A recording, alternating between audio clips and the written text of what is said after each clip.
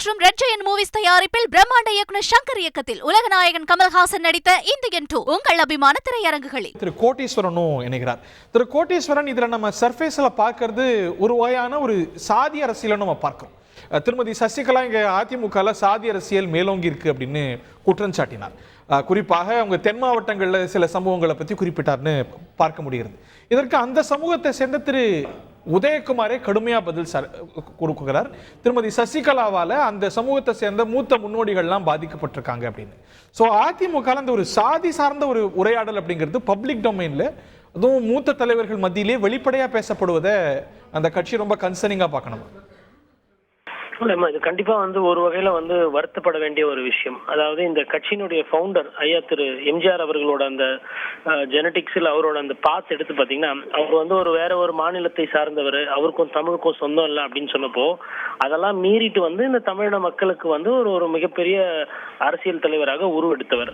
அப்படி இந்த சாதி மதம் இந்த இனம் இதெல்லாம் தாண்டி தமிழ் அப்படின்ற அந்த ஒற்றை குரலுக்குள்ள அறிஞர் அண்ணாவின் பாதையில வரணும் அப்படின்ற மாதிரிதான் எம்ஜிஆர் அவர்கள் அதிமுகவை கட்டமைத்தார். அந்த அதிமுக இன்னைக்கு சாதி ரீதியா இருக்கக்கூடிய பிரச்சனைகளையோ இல்ல சாதி ரீதியா இருக்கக்கூடிய தலைவலிகளையோ அந்த கட்சியை சார்ந்தவர்கள் பேசுகின்றார்கள்.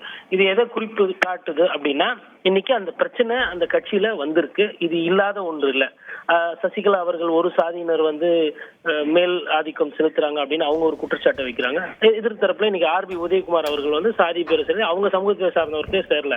இது எப்படி பாக்குறோம்னா, ஒரு பிரதான எதிர்கட்சிக்கு இந்த மாதிரி சாதி ரீதியா சண்டை போடுவது என்பது அது பொதுமக்களுக்கு ஒரு பின்னடைவாக நான் பாக்குறேன். மக்களுக்கு இன்னைக்கு நிறைய பிரச்சனை இருக்கு. கரண்ட் பில்லு பிரச்சனை இருக்கு, சொத்து வரி பிரச்சனை, அது மாதிரி ஆரம்பிச்சு மாநிலத்துக்கு உண்டான பிரச்சனைகள், தண்ணி காவேரியில இருந்து பெற்று தர வேண்டிய இந்த மாதிரி பிரச்சனைகள் எல்லாம் மறந்துட்டு தங்களோட அரசியல் ஆதாயத்திற்காக சாதி என்னும் ஒரு சின்ன வலயத்துக்குள்ள போய் அதிமுகன்ற ஒரு பெரிய கட்சியை கொண்டு போய் அவங்க அடமானம் வைக்கிற மாதிரி நம்ம இதுல புரிஞ்சுக்கலாம். குறிப்பா அதிமுக என்பது பாத்தீங்கன்னா காங்கிரஸ் கட்சியை தமிழகத்துல அப்புறப்படுத்துறது அதிமுக எம்ஜிஆரோட அவர்களோட ரோல் இருக்கு. அதாவது ஒரு காலத்துல திராவிட கட்சிகள் பிரிந்த போது 70% வாக்குகளை திராவிட கட்சிகளுக்கு தமிழ்நாட்டுக்கு வாங்கினதுனால தேசிய கட்சி ஒண்ணு வெளியில போச்சு. அப்பேற்பட்ட அதிமுகவை இன்னைக்கு இது ஏதோ ஒரு சாதி ரீதியான அமைப்பு, ஒரு சமூக சாதியினருக்கு தான் இங்க முக்கியத்துவம் கொடுக்கப்படுகிறது, மற்ற சாதியினர் பின்னுக்கு தள்ளப்படுறாங்கன்ற அளவுக்கு அப்படி இருந்த கட்சியை கொஞ்சம் கொஞ்சமா தேர் இழுத்து தெருவில் விட்டது மாதிரி இவர்கள் வாக்கு அரசியலுக்காகவும் இவங்களோட ஆதாயத்துக்காக அதை இன்னைக்கு ஒரு மோசமான நிலைக்கு எடுத்து போயிட்டாங்க.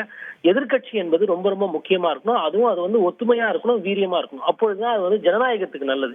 இந்த மாதிரி இன்னைக்கு சசிகலா அவர்கள் ஒரு இடத்துல பிரச்சாரம் போறாங்கன்னா போட்டுன்னு விட்டுடணும். அதற்கு ஒரு பதில் சொல்லிக்கிட்டு அதற்கு ஒரு வெல்கம் கொடுத்துக்கிட்டு ஒரு கேள்வி எழுப்புறது. ஏன் நீ அன்னைக்கு போயஸ் கார்டன்ல அவர்கள் இருந்த பொழுது, அம்மையார் ஜெயலலிதா இருந்த பொழுது அன்னைக்கு எல்லாமே தியாக தலைவி, புரட்சி தலைவி, சின்னம்மா அப்படின்னு தானே நீங்க பேசுனீங்க. அன்னைக்கெல்லாம் இந்த மாதிரி சசிகலா அவர்கள் எந்த சமூகத்தினருக்கு என்ன பண்ணாங்க அப்படின்னா கேள்வி வரலையா? அப்ப அன்னைக்கு கேட்காது நீங்க இன்னைக்கு கேக்குறீங்கன்னா அது உண்மையிலே உங்க சூழ்நிலையில கேக்குறீங்களா இல்ல யாருன்னா சொல்லி கேக்குறாங்களா? அந்த கருத்து தான் அண்ணன் துரைக்கருணாவும் வைக்கிறாரு. இது ஒரு சந்தர்ப்பவாத அரசியலாக நான் பார்க்கிறேன். இந்த அரசியலில் மக்களுக்கு எந்த விதமான பயனும் இல்லை என்பது என்னோட புரிதல். இல்ல, இதுல இன்னொரு கேள்வி, திரு எடப்பாடி பழனிசாமி திருமதி சசிகலாவையோ ஓபிஎஸ்சியோ எந்த காலத்திலையும் ஏத்துக்க தயாராக இல்லை, அதை வீட்டோ செஞ்சுட்டார், அதை ரூல் அவுட் பண்ணிட்டார் அப்படிங்கிறது தான் திரு உதயகுமாரோட கருத்து மூலமா வெளிப்படுது இல்லையா? இல்ல, அதுதான் அதை வீட் அவுட் பண்ணிருக்காரு. அதற்கு எடப்பாடி பழனிசாமி அவர்கள் தயாரா இல்லை என்பது 100 விழுக்காடு திரும்ப திரும்ப அவங்க பதிவு பண்றாங்க. பட் அதற்கு பின்னாடி இருக்க லார்ஜர் பிக்சர் அவங்க என்ன கடந்து போறாங்கன்னா, திரும்ப எடப்பாடி பழனிசாமி அவர்கள் முதலமைச்சர் ஆகணும், அதிமுக திருப்பி ஆட்சி கட்டலுக்கு அமையணும் அப்படின்னா அதிமுக பிளவுபட்டு இருக்கிறவங்கள இல்ல திமுகவை எதிர்க்கிறவங்கள ஒண்ணு சேர்க்கிற அந்த நிலைப்பாடுல அந்த தலைமை பண்புக்கு ஏன் எடப்பாடி பழனிசாமி செல்ல மாட்டேன்றார்? ஏன் தயக்கம் இல்லை? ஆனாப்பட்ட பெரியார் அவர்களுக்குமே நிறைய சமரசம், நிறைய பிரச்சனைகள் சரி செய்ய வேண்டியது இருக்கு. அண்ணா அவர்களுக்குமே சம்பத் அவர்களையும் கருணாநிதியும் ஒரே நேரத்துல ஒன்னா சென்று எடுத்துன்னு போறதுல சிக்கல் இருந்தது.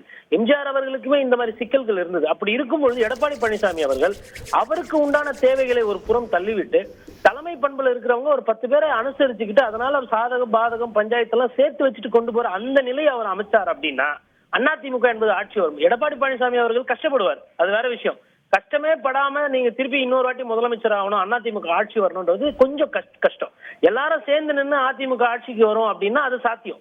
எல்லாரும் பிளவுபட்ட அதிமுகவால திருப்பி ஆட்சிக்கு வர முடியும் அப்படின்னா அது கடினம்.